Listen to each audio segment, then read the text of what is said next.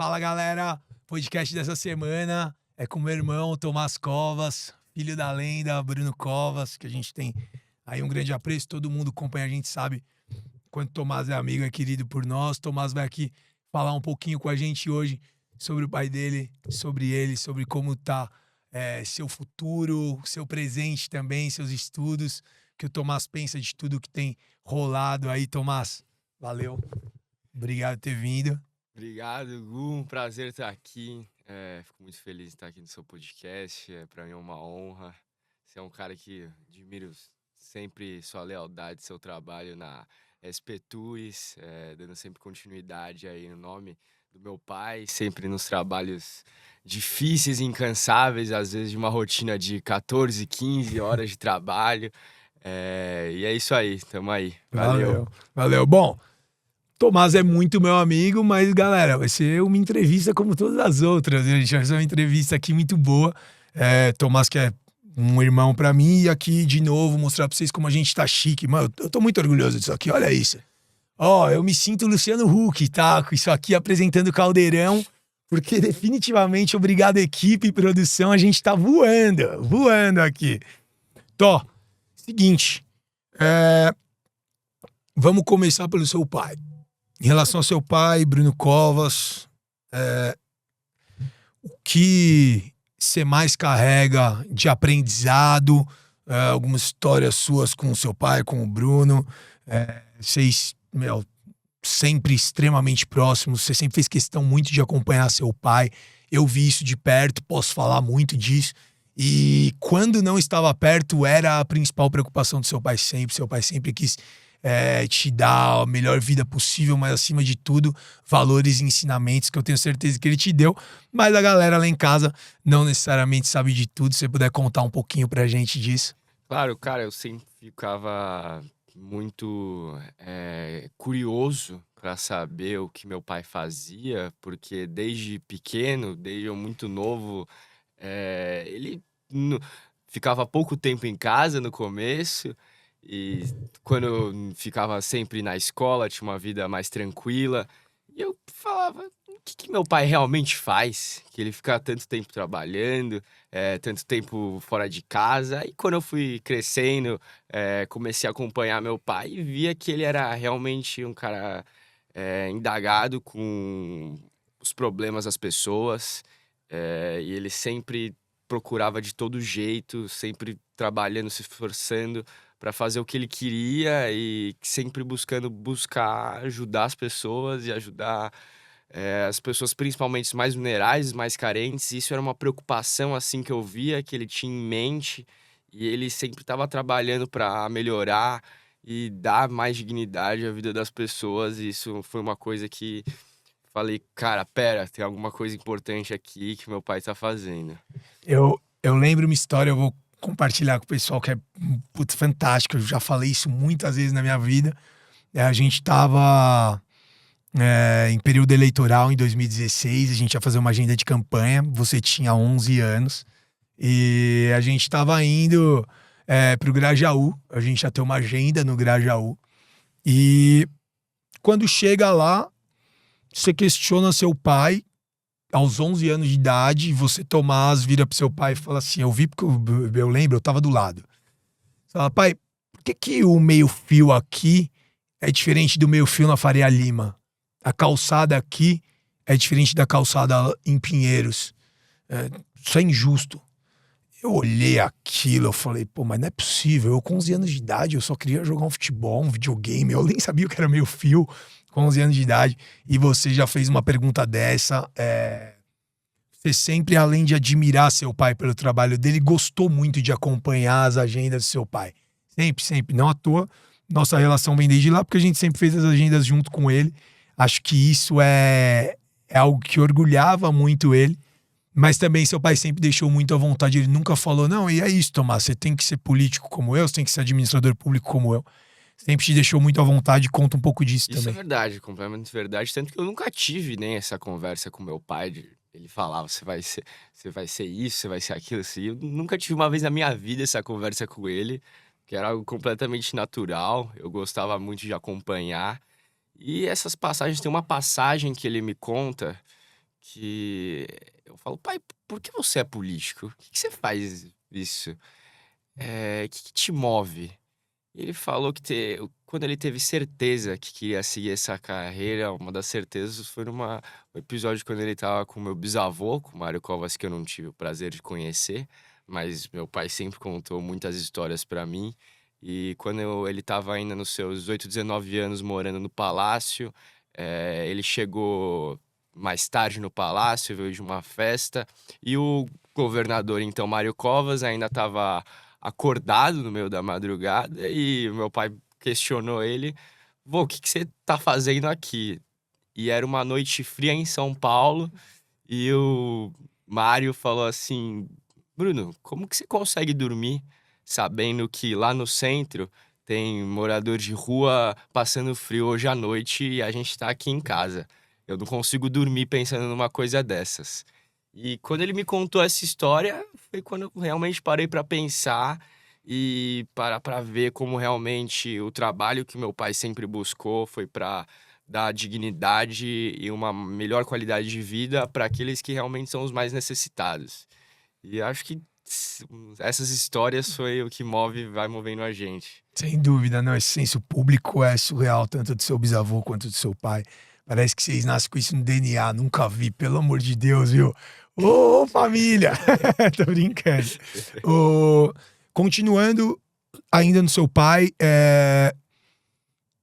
como foi na sua ótica o enfrentamento dele a todos os problemas, isso, problemas na prefeitura, então a gente fala de queda de ponte, queda de prédio, Covid, greve dos caminhoneiros, maior chuva dos últimos 72 anos, parece que, pô, os 2 anos e meio que o cara teve até reeleição, assim, era pra acontecer tudo na cidade, e claro, sem sombra de dúvidas, Covid, e também, o mais importante, enfrentamento dele em relação à doença, como era o clima no hospital. A gente já falou muito sobre isso, eu sei como era o clima, mas eu acho que o pessoal em casa tem que ouvir da sua boca. Como que foi tudo isso? Primeiro, o enfrentamento no hospital, quando meu pai descobriu a doença, ele sempre teve uma grande clareza que queria ser o maior possível transparente com a população, em relação a isso. Isso era até algo que no começo eu me indaguei para saber o porquê. Depois a gente vai vendo que é realmente um homem, um gestor público que tem um apreço realmente e o seu cargo, reconhecendo que a população o colocou naquela posição e que ele devia mesmo, ter toda essa transparência durante esse tratamento que ele teve, que ele uma das maiores preocupações dele era a população estar sabendo e ter noção de como estava completamente o estado do prefeito da cidade. E durante toda a doença, todo o tratamento, ele sempre teve muito focado ainda na cidade, sempre querendo como se a doença não tivesse presente, ele ficava tentando deixar de lado. E isso foi até um momento que eu percebi que a vida pessoal misturando com o trabalho, porque ele sempre uma rotina que ele tinha de 15, 16 horas de trabalho, às vezes conflitava com o tratamento, mas ele sempre estava ali querendo fazer e querendo trabalhar, não importa a circunstância que estava enfrentando. E mesmo assim, no todo o trajeto da doença foi algo que a gente não enfrentou com nenhuma tristeza, nunca teve esse clima, porque a gente tinha uma certeza de uma vitória, a gente estava sempre muito confiante Concordo que tudo ia 100%. dar certo. E teve uma hora que o tratamento estava dando muito certo. Meu pai tinha 3 tumores uma hora, só que quando descobriu, e com a quimioterapia 2 dos 3 sumiram e um regrediu muito. Segundo semestre de 2020 foi muito positivo. Nessa época Foi. a gente estava muito otimista e a gente nem pensava em nenhum desastre que poderia acontecer.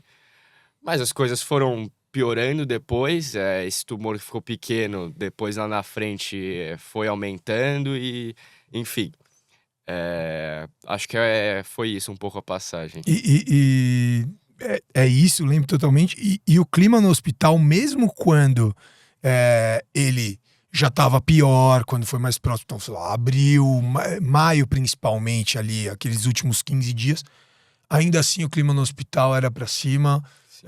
Seu pai nunca apareceu se dar por vencido ou algo do gênero. Isso é muito importante, porque tem muita gente que fica, nossa, não, e o Bruno sabia que ia morrer, não, e o Bruno isso, e o Bruno aquilo. Não, o clima não era esse, pelo contrário, era muita piada, pra variar, né? Quase nada trollador. Muita brincadeira lá no hospital. E o enfrentamento às questões da administração. Então você acompanhou com ele queda de ponte, queda de prédio, greve de caminhoneiros, etc. Como era pra você ver tudo isso? Era assim, puta, meu pai é muito azarado, tudo tá acontecendo agora. Ou assim, bom, beleza, mas a gente tá enfrentando e resolvendo. Eu acho que esse meu pai é muito azarado, só que o que tá acontecendo, a gente pensa agora, que a gente vai lembrando de tudo que aconteceu, mas no momento era um clima de, tá, aconteceu isso, precisamos fazer o necessário pra arrumar. Eu lembro que desses 3 acontecimentos, da queda do prédio, das greves dos caminhoneiros e do Quarúcio, Da queda da da ponte. queda da ponte, pois é, Sim. exatamente, a queda da ponte foi o que eu mais acompanhei, por ser, era perto de casa, então eu sempre passava em frente à obra todo dia. E a preocupação que meu pai teve não era de saber de quem era a ponte, porque eu lembro que na época tinha um conflito que não sabia direito se a ponte era da prefeitura ou do Governo do governo do estado ou estado ou federal. federal. Então ele teve de prontidão fazer a obra para processo de macaqueamento da ponte, para ficar pronto. E isso de primeras, com orçamento da prefeitura, não querendo saber de quem era, querendo resolver o problema da população. E isso era algo que eu ficava olhando em cima e eu falava, nossa, essa obra vai sair rápido, porque meu pai tá ralando. Isso era algo que eu me orgulhava de ver, assim. Tanto que a obra saiu quanto tempo de Saiu antecedência? muitos meses, acho que uns 2, 3 meses de 3 meses de antecedência, pelo menos. antecedência a ponte. É. E isso é algo que sempre me orgulhou muito e eu sempre vi com muita felicidade e alegria o trabalho que meu pai fazia. Sim, não, a resposta foi muito rápida. Ele sempre enfrentava de perto todas as crises. A gente tinha o comitê emergencial na prefeitura. Quando tinha alguma situação, a gente se reunia. Era incrível, foi um aprendizado único, sem dúvida, a gente lembra muito disso. E agora de você um pouco mais, conta como é que foi estudar nos Estados Unidos. Você terminou o ensino médio nos Estados Unidos, né? Antes de começar a faculdade. Como que foi, experiências, talvez principais diferenças dos estudos lá e aqui. O que você acha que te traz a mais de bagagem? Acho que é muito legal a ideia de conhecer uma nova cultura, conhecer um país diferente do seu e do ponto de vista de estudos ainda, outra metodologia. Conta um pouco disso pra gente. Eu primeiro fiquei muito feliz com a oportunidade que eu tive de estudar lá fora, e a experiência que eu ganhei, eu acho que foi imensa. Primeiro que é uma cultura completamente diferente. Eu fui falando o básico do inglês que eu sabia, e com isso eu fui conseguir desenvolver para um inglês intermediário que eu tenho hoje, porque você vai se virando, né? Você tá sozinho em outro país, então você tem que se virar, do seu jeito. Claro, você faz umas amizades brasileiras, que você tem muito brasileiro lá fora, mas contudo a experiência de colégio e de estudo que os americanos têm é bem bacana, porque é um ensino diferente, é algo Mais dinâmico. mais dinâmico. Às vezes no colegial, principalmente, você escolhe a maior da grade e cargas e matérias que você quer fazer, então isso é bem bacana. E, cara, uma baita experiência que eu tive. Fiquei muito feliz de ter ido e é isso aí. Legal. E você voltou, tá em São Paulo, começou faculdade de economia aqui em São Paulo, que eu sei, mas não necessariamente quem tá assistindo sabe. Conta assim, por que economia? Como que tá a faculdade? Acho que isso também é uma experiência bacana, mas principalmente, por que economia?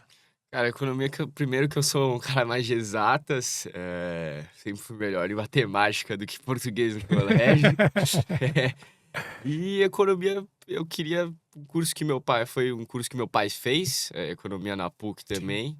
Então acho que esse foi também um dos principais motivos que me levaram a escolher esse curso.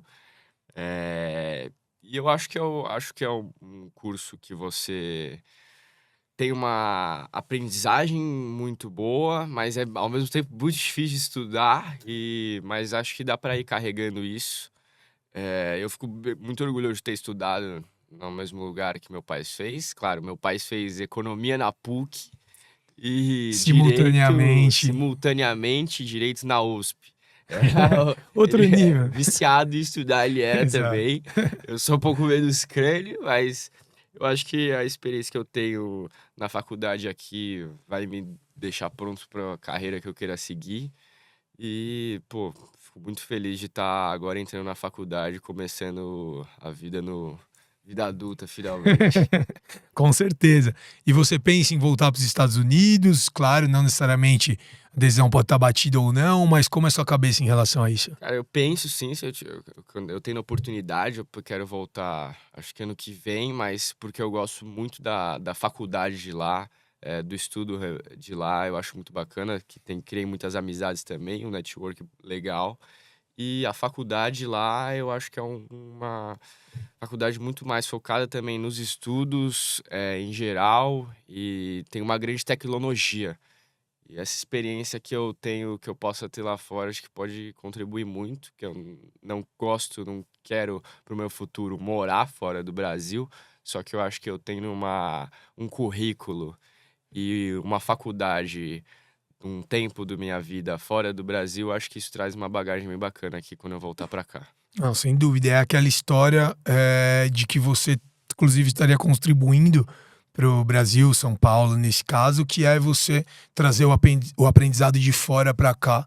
Eu sou muito a favor disso. Claro, nenhum tipo de preconceito com quem decide fazer a vida fora. A gente tem que viver cada um com as nossas prioridades e com felicidade. Mas isso eu acho que é muito legal, porque você pega uma capacitação diferente fora, como você já vem tendo aqui também, vai ser um mix das duas coisas, e traz para cá. E você está se capacitando muito, eu sei, eu acompanho isso de perto. Você está se dedicando, você tem muitas pautas para além da sua faculdade que você se identifica, que você gosta, e tanto a faculdade de economia quanto o seu gosto por política pública, seu gosto por exemplo, você discursa ou dá entrevista muito bem, muito fácil. Isso para qualquer idade, pensando na sua idade nem se fala. Isso é com certeza um elogio que eu já te fiz muito e sempre vou fazer. Mas você pensa nisso para ser candidato ou você está se capacitando para diversas áreas da sua vida, diversas possibilidades que pode, claro, inclusive ter também a política. Isso não tem nada que anule isso. Mas o que você pensa hoje em relação a essa sua capacitação toda, o objetivo final? O objetivo final mesmo, do fundo, eu acho que eu quero ser candidato mesmo. Eu acho que a carreira que meu pai fez, passou, por mais curta em relação ao que poderia ser, foi muito grandiosa em todos os feitos que ele fez. E é uma coisa que a política mexe com a cabeça com a sua cabeça quando você vê que você realmente pode fazer, que o público pode transformar a vida das pessoas. E, cara, isso é algo que mexe comigo também, o tanto, de novo repetindo, o tanto de ver como meu pai era preocupado com essa questão e ele estava quase 100% do tempo preocupado com a vida das pessoas e como ele podia ajudar, que ele tinha que fazer para mudar a situação de A ou B, e eu acho que isso eu acho muito legal e eu pretendo, quem sabe, um dia, se tiver a chance de ser candidato, mas veremos em breve.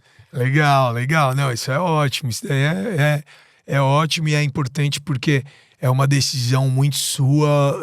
Você nunca teve uma pressão da família ou do seu pai em relação a isso. E, Sim, pelo contrário, o verdade. importante é você estar bem para todos eles. E eu, como amigo, também fico muito feliz porque você trilhando o caminho que você escolher, você é um cara de muitos valores e que é um grande amigo meu. E acho que. Não, tenho certeza que você tem todas as condições. Você pensa em alguma data específica, você pensa assim, claro, isso pode alterar. Você sabe, eu quero ser candidato em 2024, 26, 28, 30. Cara, eu acho que 24 ainda é um período muito cedo, vou ter ainda 18 anos. Eu quero ter realmente, antes de entrar nessa vida, uma capacitação superior, pegar, já estar ou no final da faculdade ou ter concluído, para antes entrar nessa vida, na vida pública, que quando você entra já é um pouco mais difícil de estar conciliando algum estudo junto. E eu acho que eu pensaria às vezes, em 2026, quem sabe, uma campanha de deputado, não sei se federal, estadual, mas quem sabe meu objetivo aí para alcançar e quem sabe começar a trilhar um caminho aí que, dando continuidade, quem sabe é um trabalho maravilhoso que meu pai fez e Legal. que eu tenho muita honra de ser o filho dele. Sem dúvida, não, isso seria demais. A gente fala muito do quanto o Brasil perdeu com o Mário Covas e o Brasil perdeu com o Bruno Covas. Mas, sem sombra de dúvidas, você tem todas as condições de dar continuidade a tudo que eles fizeram, mesmo se tem todas as condições, eu sei a fundo, ah, porque acima de tudo você tem um senso público natural e valores, e você tá dedicado, então isso é fantástico. E principalmente o que me move a pensar em uma candidatura é que, principalmente, eu acho que depois da morte do meu pai, eu acho que algumas pessoas conseguiram ver a carência que o Brasil enfrenta hoje em ter políticos de centro e que não sejam nem necessariamente de centro, mas não sejam Extremistas. radicais, Sim. extremistas, que eu acho que isso é um pouco do mal que a política tem. Respeito os dois lados, respeito todas as opiniões, mas eu acho que eu tenho a minha opinião que nenhum extremo vai levar o Brasil a lugar nenhum, que o melhor sempre tem que ser pensado que os dois lados têm de melhor para a gente poder usar isso e seguir um caminho e fazer um trajeto que possa dar certo para melhorar a vida realmente das pessoas, para que possa se fazer, construir obras, desde que seja, ou parques, e, enfim, tudo nisso acho que tem dessa visão de que o extremismo não vai levar a lugar nenhum. Fico feliz com a notícia, sendo candidato em 2026. A gente vai ter bastante trabalho pela frente, porque, claro, eu vou trabalhar muito para você. Que isso. Isso é inegável, não tem a menor chance de não acontecer. Tó, e uma coisa aqui, mistura um pouco da sua vida pessoal com a minha profissional, né? Você gosta muito de eventos, como seu pai também gostava, isso na vida pessoal. Seu pai ia muito em show de rock, por exemplo, festival, ele adorava. Você também gosta. Você tem uma vida social ativa, o que é ótimo, se diverte muito com os amigos, etc. E eu tô trabalhando direto no setor de eventos. Eu que também gosto muito na minha vida pessoal, viu, gente? De festas, de shows, claro, etc. Mas aqui é mais um feedback do meu setor. Como você acha que está o setor de eventos em São Paulo? Claro, tem muito que evoluir sempre, mas o que você tem sentido, desde os eventos menores até eventos do tamanho do The Town, da Fórmula 1, do Lollapalooza, o que você está achando disso? Cara, os eventos na cidade de São Paulo é algo que eu sempre adorei na minha vida inteira. Hoje você frente às Petures, para mim é um orgulho e fico muito feliz do trabalho que você vem fazendo. É um trabalho excelente, baita trabalho nos eventos. Eu vejo você se dedicando muitas horas ao seu dia nisso, porque os eventos da cidade são realmente demais. São Paulo é uma referência em eventos, desde a Fórmula 1, até a Fórmula E que você É, conseguiu trazer, até os grandes shows no Allianz Parque, ou que seja no Canindé, vários eventos relacionados a artistas e cantores mundiais que vêm para cá. E eu acho que essa é a cidade da diversidade, de tudo, de cultura. E nisso eu gosto muito e, pô, adoro ir nos eventos também aqui da cidade. claro, claro, tem que se divertir também, pô, claro. E voltando um pouco também sobre essa questão de administração pública, políticas públicas, mas acima de tudo, bandeiras. A continuação do legado de seu pai é algo que você fala muito e é óbvio, é claro o quanto te move. E isso é ótimo, porque ele foi um cara gigante que fez a diferença quando teve a oportunidade de fazer. Quais são as principais bandeiras? Claro, cita só algumas, são várias, eu sei, mas as principais bandeiras que você acredita nesse momento, algumas políticas públicas que você acha que são necessárias. Eu acho que principalmente a educação é algo que meu pai tinha uma grande preocupação.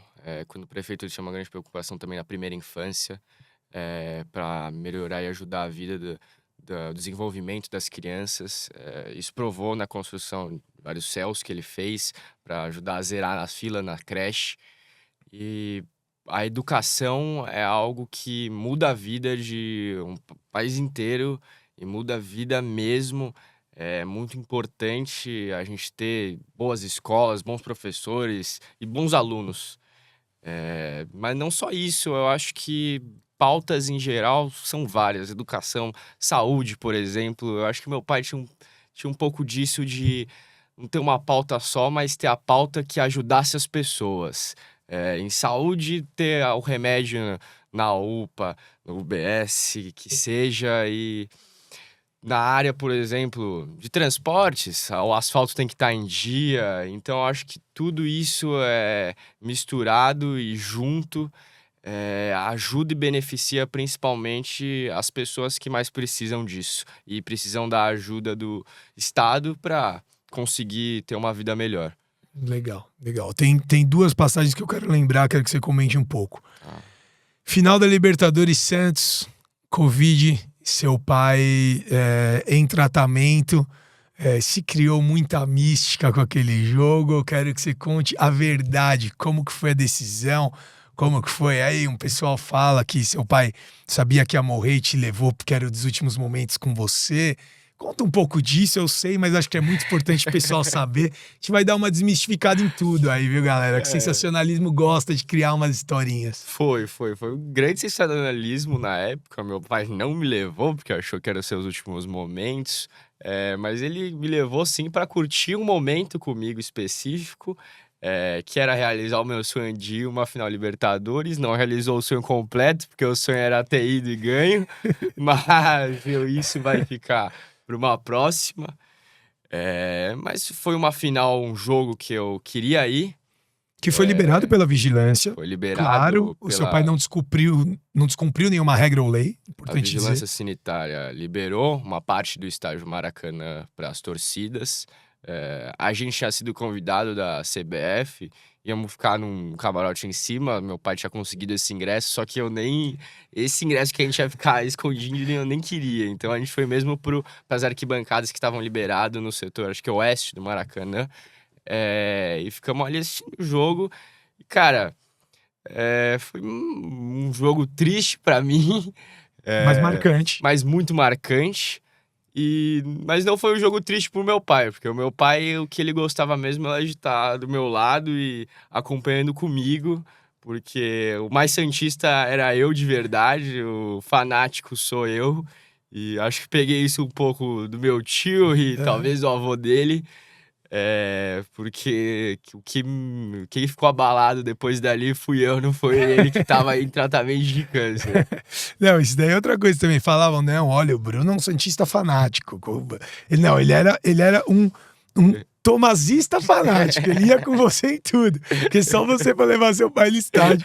Isso é um fato, né? E aí criava, não, olha, o Bruno era fanático, por isso que o Tomás é. O que muitas pessoas não sabem é que ele ficava, às vezes, em todos os jogos, e muitas vezes não, em todos os jogos do Santos, ele ficava do seu lado trabalhando, respondendo mensagem. Eu não sabia nem o nome dos jogadores. Não, ele voltava, sabe, falava pra mim, a gente encontrava uma prefeitura e falava, o Tomás é louco. Puta que pariu, ele fica muito bravo quando tem jogo ou muito feliz. Eu falei, eu sei, eu também sou assim. Só que o Corinthians, vocês não batem bem, não. e você é fanático no Santos. Uma das... assim, gente, quer encontrar o Tomás, Santos joga na Vila ou antigamente no Pacaembu, pode ir lá que a chance de você encontrar o Tomás é 95%. Ele praticamente não perde um jogo. Se ele perdeu é porque alguma coisa aconteceu que não ia ser possível. Você tem esse amor pelo Santos, a gente sabe, eu sei. E conta também um pouco desse amor pelo Santos. A situação não tá tão boa, mas o Santos não cai, é isso?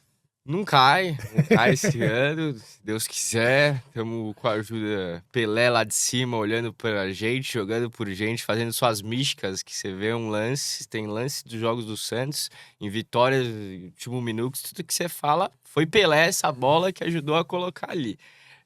O Santos é uma das maiores paixões que eu tenho um fanatismo muito grande pelo clube, eu gosto muito. Adoro a cidade também, é um clima muito bacana que tem lá. Tenho meus avós, os pais do meu pai que moram lá.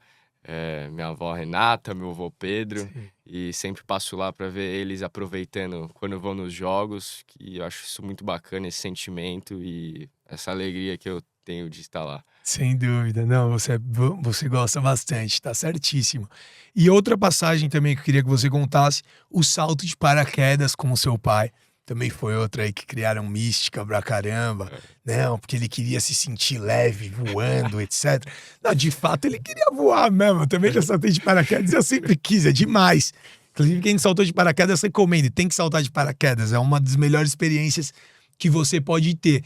Mas seu pai decidiu saltar de paraquedas porque A você ver acha, né? Claro, não a existiu esse. verdade do salto de paraquedas foi uma promessa de campanha feita no Flow Podcast. Sim. Nas eleições que o Flow chamava todos os candidatos para serem entrevistados, meu pai foi, e eu, junto com o Igor, que lhe deu a ideia, falou que ia saltar de paraquedas, e meu pai falou que se ele fosse, se ganhasse a eleição, ia junto. E promessa é dívida. Ganhando a eleição, meu pai me chamou pra ir com ele. E, claro, dá um friozinho na barriga na Dá. hora de pular, mas quando você salta, olha, eu vou te dizer que vale a pena, viu? Muito bacana. Não, com certeza vale muito a pena. E é isso, foi só uma decisão normal de cara. Fiz uma promessa de Foi. campanha, quero saltar de paraquedas. Beleza, mais um dia. Claro, é uma comemoração, é uma vitória, algo muito legal. Também comemoramos muito a vitória dele, né? No pós-eleição, isso com a turma toda, foi também algo muito legal. Eu vou falar um negócio pessoal aqui. Se você quiser que corte, depois a gente corta, mas eu vou falar um negócio pessoal que eu acho que é interessante também para saber Ah, da sua maturidade. Eu me lembrei desse assunto, tá, gente? Mudando um pouquinho. É, Depois do enterro do seu pai em Santos, a gente tava voltando na estrada, eu, você no carro, e ser muito forte, claro, nós todos muito tristes, você nem se fala, mas você muito forte, é, acalmou muita gente naquele dia, mesmo tendo sido o dia que seu pai partiu, que é algo que eu tenho certeza que deixa seu pai muito orgulhoso, me deixa muito admirado, eu te admiro muito por essa postura. E eu tava ali também, tentando me manter forte o que eu podia, tentando segurar a bronca o quanto eu podia. E você deitou um pouco no banco de trás do carro, aí eu falei, agora posso chorar um pouquinho, né? Posso chorar tranquilo. A gente tava ouvindo Pearl Jam no carro, que é uma das bandas preferidas do seu pai. Eu verdade. começo a chorar no carro, mas chorar meio discreto, eu não sou dos mais discretos, mas eu tava tentando, viu, gente? E aí, eu tô aqui olhando pro vidro assim na estrada, vem uma mãozinha aqui, você, 15 anos de idade, e, e fala pra mim, Guta, tá tudo bem, ele tá com a gente, tá olhando pela gente, a gente vai ficar junto, a gente vai orgulhar ele. Claro, a gente não queria que tivesse acontecido, mas, meu, a gente vai dar muito orgulho pra ele. Eu acho que isso é que eu gosto tanto e amo tanto meu pai, que quando ele partiu e eu pensava em ficar triste ou pra baixo, eu olhava pra mim e falava, não, não posso ficar assim, porque o meu pai vai ficar triste, bravo comigo de eu estar desse jeito.